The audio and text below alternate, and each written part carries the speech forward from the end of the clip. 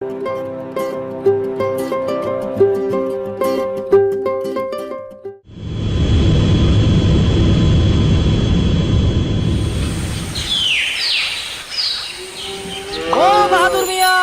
তোমার চিঠি আইছে। চিঠি তাই নাকি? দেখি কার চিঠি?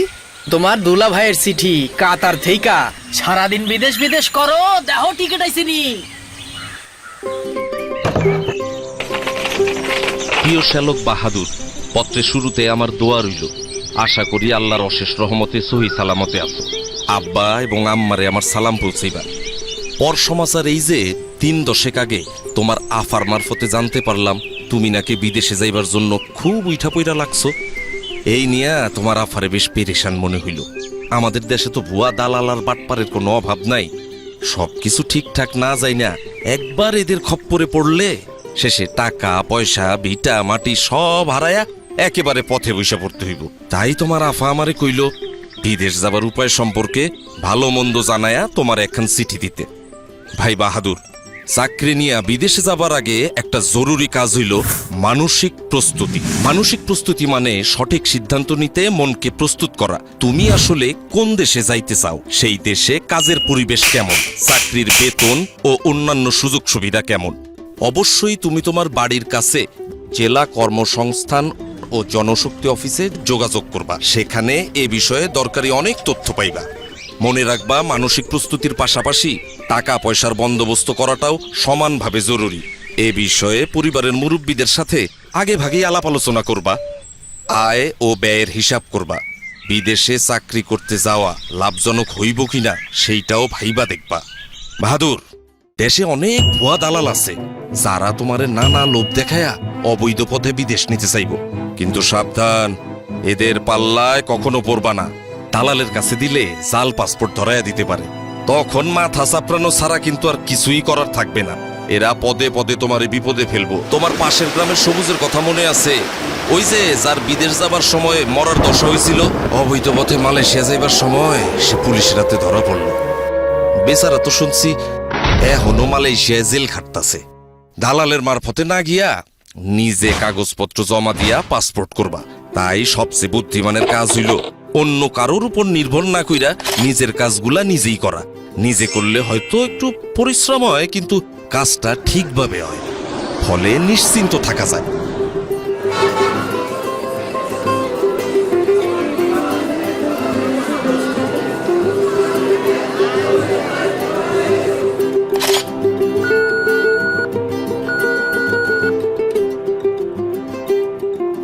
Recruiting agency. রিক্রুটিং এজেন্সি হইল যারা তোমার জন্য বিদেশে চাকরির ব্যবস্থা করবে। কোনো এজেন্সিতে যাওয়ার আগে সেইটা বাংলাদেশ সরকার দ্বারা অনুমোদিত কিনা তা ভালোভাবে যাচাই করে নিবা। ভাই, আপনাদের কাছে কি পত্রিকায় ছাপানো সরকার অনুমোদিত বৈদেশিক কর্মসংস্থান চাহিদাপত্রটি আছে? সঠিক এজেন্সির কাছে অবশ্যই পত্রিকায় ছাপানো বৈদেশিক কর্মসংস্থান চাহিদাপত্র থাকিবে। তারপর কোনো কারণে যদি তোমার সন্দেহ হয়, তাহলে প্রবাসী কল্যাণ ও কর্মসংস্থান মন্ত্রণালয় অথবা জনশক্তি কর্মসংস্থান ও প্রশিক্ষণ ব্যুরোর সাথে যোগাযোগ করবা। কাজের প্রশিক্ষণ নেয়া। ভাই বাহাদুর, আমি নিজের অভিজ্ঞতা থেকে বলতেছি, বিদেশে দক্ষ কর্মীরা অন্যদের চেয়ে বেশি বেতন পায়, তাদের চাহিদাও থাকে বেশি। বিদেশে যাওয়ার আগে তাই ট্রেনিং নেয়া খুবই জরুরি। এই ধরনের ট্রেনিংয়ের জন্য তুমি তোমার জেলার যে কারিগরি প্রশিক্ষণ কেন্দ্র আছে সেইখানে যোগাযোগ করতে পারো। স্বাস্থ্য পরীক্ষা। বিদেশ যাওয়ার আগে তোমার শরীরে কোনো রোগ বালাই আছে কি না তা নানা রকম ডাক্তারি পরীক্ষা কইরা দেখা হইব। তুমি ভয় পাও না, নির্দিষ্ট মেডিকেল সেন্টারে গেলে সেখানকার ডাক্তার সাহেব তোমাকে সব ঠিকঠাক বুঝাইয়া দিবেন। এইখানে আর কি কি পরীক্ষা করা হইব? মলমূত্র, রক্তচাপ, চক্ষু, রক্ত, বুকের এক্সরে, সাধারণ শারীরিক পরীক্ষা। চাকুরির চুক্তিপত্র। এইবার শোনো সব থেকে জরুরি বিষয়, সেইটা হইল চাকুরির চুক্তিপত্র। কিছু জিনিস অবশ্যই এই চুক্তিপত্রে থাকতে হইব। যেমন ধরো, যে কোম্পানিতে কাজ করবা তার নাম, যে কাজগুলো তোমারে করতে হইব তার লিস্ট, তোমার মাসিক বেতন কত, দিনে কত ঘন্টা কাজ করতে হইব, ওভারটাইম করা লাগবো কি না, থাকা খাওয়া চিকিৎসার সুবিধা, অন্যান্য কি কি সুযোগ সুবিধা আছে, বছরে ছুটি কয়দিন, কে তোমার যাতায়াত স্বাস্থ্য পরীক্ষার খরচ দিবে, চুক্তির মেয়াদ বাড়ানোর সুযোগ আছে কি না, জীবন বীমা বা দুর্ঘটনার জন্য বীমা আছে কি না, এইগুলা অবশ্যই দেইখা বুইজা নিয়া তবে চুক্তিপত্রে সই করবা। একমাত্র ভিসা পাইবার পরেই রিক্রুটিং এজেন্সির টাকা পরিশোধ করবা, এর আগে না। দালালের কাছে টাকা না দিয়া নিজে গিয়া পরিশোধ করবা। দালালরা বেশি টাকা চাইতে পারে। টাকা পরিশোধের পরে অবশ্যই মনে কইরা রসিদ নিবা। এই রসিদ পরে কাজে লাগতে পারে। প্রাক অভিবাসন প্রশিক্ষণ। ভাই বাহাদুর, তুমি কি জানো বিদেশ যাওয়ার আগে প্রাক অভিবাসন প্রশিক্ষণ নিতে হইব? শুধুমাত্র জনশক্তি কর্মসংস্থান ও প্রশিক্ষণ ব্যুরো BMET ব্রিফিং কেন্দ্র আর কিছু কারিগরি প্রশিক্ষণ কেন্দ্রে এই ট্রেনিং দেওয়া হইতেছে। এই ট্রেনিং এ তোমার নতুন চাকরি, যেই দেশে যাইতেছো সেই সম্পর্কে অনেক দরকারি খবর জানতে পারবা। বহির্গমন ছাড়পত্র ও স্মার্ট কার্ড। বিদেশে চাকরি করতে যাইতে হইলে বহির্গমন ছাড়পত্র নিতে হবে BMET অফিস থেকে। সেই কাগজ দেখাইলে তোমার একখান কার্ড দিব BMET অফিস।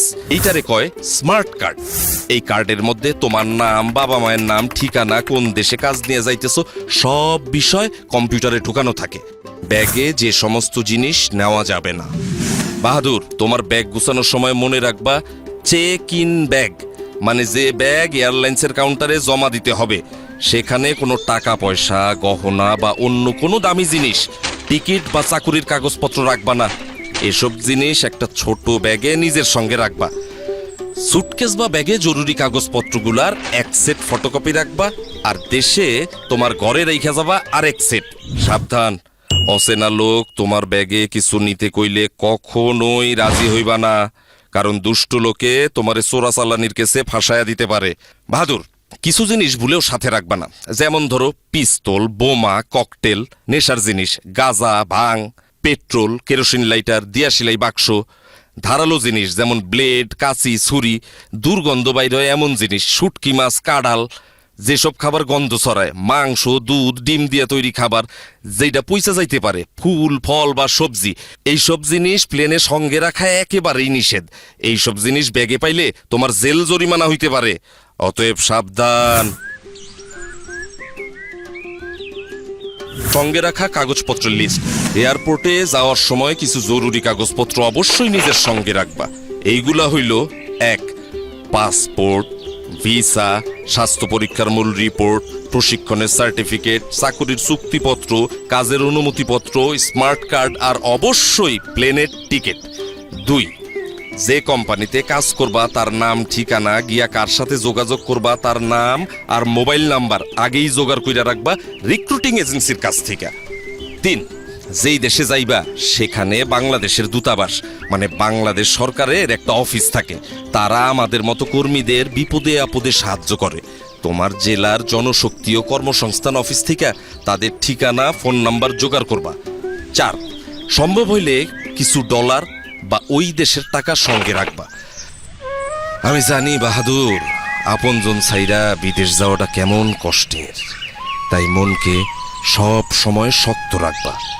সেই দিনটার কথা ভাবো যেই দিন তোমার কষ্টের কামাই করা টাকা দিয়া তোমার পরিবার ভালো থাকবো, তখন কষ্টরে আর কষ্টই মনে হইব না। সিকিউরিটি চেকিং এবং কাস্টমস চেক। অবশ্যই এয়ারপোর্টে তোমার প্লেন যেই সময় ছাড়বো তার 3 ঘন্টা আগে হাজির থাকবা। এয়ারপোর্টের ভেতরে ঢোকার পর তোমার সব ব্যাগ স্ক্যানিং মেশিন দিয়ে চেক করা হইব। ব্যাগে কোনো বিপজ্জনক জিনিস আছে কিনা তা পরীক্ষা করে দেখা এয়ারপোর্টের সিকিউরিটি অফিসার তোমার শরীরও চেক করব। তুমি ঘাবড়ায়ও না কিন্তু। Check in. চেক হয়ে গেলে তোমার নিজের এয়ারলাইন্সের কাউন্টার খুঁজা বাইর কইরা লাইনে গিয়া দাঁড়াবা। তোমার সিরিয়াল আসলে পরে কাউন্টারে টিকিট ও পাসপোর্ট দেখাইবা। ছোট ব্যাগটা নিজের কাছে রাইখা বাকি ব্যাগ কাউন্টারে দিয়া দিবা। কাউন্টারের লোক স্টিকার লাগায়া তোমার বড় ব্যাগটা নিয়ে যাবে। ব্যাগে স্টিকার লাগানো হয়ে গেলে মনে কইরা বোর্ডিং কার্ডটা নিবা। এই কার্ডে তোমার প্লেনের সিট নাম্বার লেখা থাকবে। এয়ারপোর্টের দেয়ালে লাগানো বড় টেলিভিশনে নজর রাখবা। সেখানে তোমার প্লেন ছাড়ার সময় আর কোন গেট দিয়ে প্লেনে উঠবা তা লেখা থাকবে। টেলিভিশনের স্ক্রিনের সাথে ফ্লাইট নাম্বার, গেটের নম্বর মিলে আনিবা। বিমানবন্দরের আনুষ্ঠানিকতা। টিকিটের সাথে যে এম্বার্কেশন কার্ড, মানে যে ফর্মটা দেয়া হয়েছিল তা মন দিয়া পূরণ করবা। ইমিগ্রেশনের বাইরের এলাকায় একটা কাউন্টার আছে, এরে কয় প্রবাসী কল্যাণ ডেস্ক। এইখানে যারা বিদেশে চাকরি করতে যায় তাদের সাহায্য করা হয়। দরকার হইলে ডেস্কের অফিসার তোমার এম্বার্কেশন কার্ড পূরণে সাহায্য করবে। ইমিগ্রেশনের গেটের ভিতরে আর একটা প্রবাসী কল্যাণ ডেস্ক পাইবা। ওইখানে স্মার্ট কার্ড দেখা আঙ্গুলের ছাপ যাচাই কইরা তোমার এম্বার্গেশন কার্ডের উল্টা পাশে সিল দিবে। এরপরে তুমি যাইবা ইমিগ্রেশন কাউন্টারে। এইখানে ইমিগ্রেশন অফিসারের কাছে তোমার পাসপোর্ট, ছাড়পত্র, ভিসা, পূরণ করা এম্বার্গেশন কার্ড জমা দিবা। ইমিগ্রেশন অফিসার তোমার কিছু প্রশ্ন করতে পারে, ভয় না পায়া সব প্রশ্নের উত্তর দিবা। আপনার বাবার নাম কি? মোহাম্মদ আলী আকবর। বিদেশে কেন যাচ্ছেন? চাকুরি করতে যাইতেছি, ওয়েল্ডিং এর কাজ। কম্পিউটারে রেকর্ড রাখার জন্য ওনারা তোমার ছবি তুলতে পারে, এতেও ঘাবড়ানোর কিছু নাই। সব কাগজপত্র ঠিক থাকলে তোমার পাসপোর্টে উনি সিল দিয়া বিদেশে যাওয়ার অনুমতি দিয়া দিবেন। এরপর টেলিভিশন দেখা নিয়া তোমার প্লেনের অন্য যাত্রীরা যেই জায়গায় বসছে সেইখানে গিয়া বসবা। বিমানে বোর্ডিং। বিমানে ওঠার জন্য ইংরেজি আর বাংলা দুই ভাষাতেই ঘোষণা দেয়। বিমানে ওঠার ঘোষণা দিলে বোর্ডিং কার্ড হাতে নিয়া লাইনে দাঁড়ায়া ধীরে সুস্থে প্লেনে উঠবা। প্লেনে ওঠার পর বোর্ডিং কার্ডে লেখা সিট নাম্বার খুঁজা সিটে বসবা। বসার আগে হাতের ছোট ব্যাগ সিটের উপরে ঢাকনা দেওয়া তাকে উঠায়া রাখবা। প্লেনের কর্মচারীরা যেই কথা বলে তা মনোযোগ দিয়া শুনবা। প্লেনের সিটে বৈশা অবশ্যই সিট বেল্ট বাইন্ধা রাখবা। ধূমপান নিষিদ্ধ। একটা জরুরি বিষয় মাথায় রেখো, এয়ারপোর্টে ও বিমানে বিড়ি সিগারেট খাওয়া একেবারে নিষেধ। অবশ্য এয়ারপোর্টের কিছু জায়গায় সিগারেট খাওয়ার অনুমতি আছে। বৈদ্যুতিক যন্ত্রপাতি। প্লেনে ওঠার পর মোবাইল ফোন, রেডিও, ক্যামেরা সব বন্ধ করে দিবা। বিমানে খাবার এবং টয়লেট ব্যবহার। প্লেনে খাবার ও পানি দেয়, তাই এই নিয়ে তোমার চিন্তার কোনো কারণ নাই। প্লেনে টয়লেট ব্যবহারের প্রয়োজন পড়লে ঘাবড়ায়ও না, কিন্তু টয়লেট ব্যবহারেরও কিছু নিয়ম কানুন আছে। দরজার পাশে হাতলে চাপ দিয়া টয়লেটের দরজা খুলতে হয়। খোলার আগে দরজায় দেখে নিবা লাল রং অথবা অকুপাই লেখা আছে কিনা, তখন অপেক্ষা করবা। খালি অবস্থায় দরজায় সবুজ রং থাকবে অথবা এমটি লেখা থাকবে, তখন টয়লেট ব্যবহার করতে পারবা। টয়লেটে অবশ্যই টিস্যু ব্যবহার করবা। পানি ব্যবহার করবা সাবধানে। টয়লেটের মেঝে ভিজা গেলে অন্য যাত্রীদের অসুবিধা হইতে পারে। ময়লা বা টিস্যু সঠিক জায়গায় ফেলবা, যাতে করে টয়লেট নোংরা না হয়। বিদেশের এয়ারপোর্টে পৌঁছানোর আগে, বিমান নামার কিছুক্ষণ আগে তোমার ডিসএম্বার্কেশন ফর্ম ও কাস্টমস ডিক্লিয়ারেশন ফর্ম এই নামে দুইটা কাগজ দেওয়া হইব। ডিসএম্বার্কেশন ফর্মে যেই দেশে যাইতেছো সেই দেশে তোমার নাম ঠিকানা লিখবা। আর কাস্টমস ডিক্লিয়ারেশন ফর্ম হইল তুমি যদি ওই দেশে এমন কোনো জিনিস নিয়ে যাও যার জন্য ট্যাক্স দিতে হবে তা জানানোর ফর্ম। ফর্ম পূরণে কোনো অসুবিধা হইলে বিমানের লোক অথবা পাশের যাত্রীর কাছ থেকে সাহায্য চাইতে পারো।